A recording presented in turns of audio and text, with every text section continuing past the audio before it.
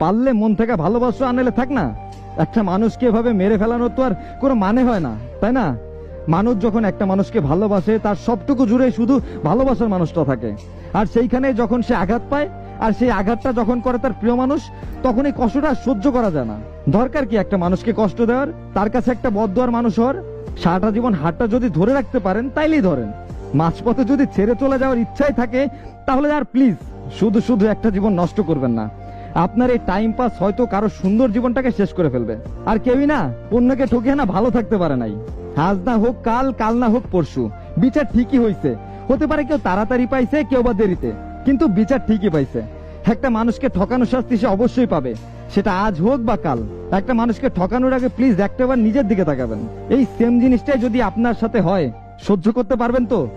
আর যদি পারেন সহ্য করতে, তাহলে নিঃসংকোচে অন্যকে ধোকা দেন। আর যদি মনে হয় না আমি পারবো না এই কষ্ট সহ্য করতে, তাহলে প্লিজ অন্য একটা মানুষকেও এভাবে কষ্ট দেবেন না। দিন শেষে আপনি যখন এই কষ্টটা পাবেন, তখন নিজেকে সব থেকে দোষী মানুষ মনে হবে।